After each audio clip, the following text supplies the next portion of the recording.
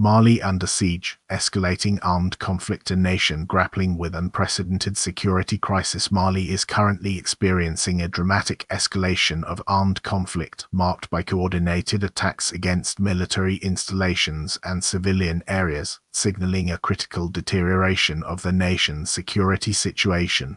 The situation is compounded by existing political instability and a protracted period of military rule, demanding immediate strategic attention and robust responses.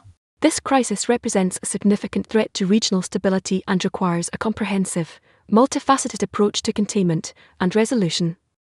The Sahel's decades-long descent, a complex web of instability and emerging threats. The ongoing attacks in Mali represent a culmination of decades of instability in the Sahel region, fueled by poverty, weak governance, and the proliferation of armed groups. The current crisis underscores the so what?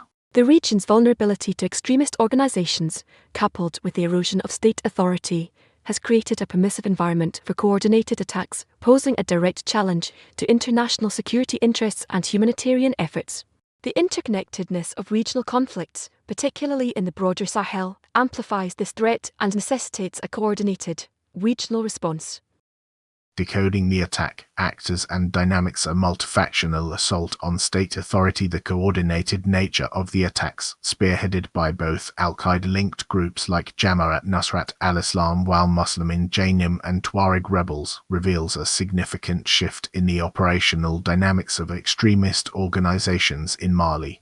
Jainim claim of responsibility for attacks in Kati, Bamako, and further north, alongside the participation of Tuareg rebels, indicates a fractured and increasingly emboldened opposition landscape. Furthermore, the presence of Russian mercenary forces at the Bamako airport highlights the involvement of external actors, adding another layer of complexity to the strategic calculations. The scale of the assault, coupled with the reported deaths of key military figures like Minister Sadio Kamara, indicates a deliberate attempt to undermine the Malian government's authority. Strategic assessment and future trajectory. Navigating a region on the brink. The strategic verdict is clear. The current situation in Mali represents a catastrophic setback for the government's security objectives and a dramatic escalation of the nation's vulnerability.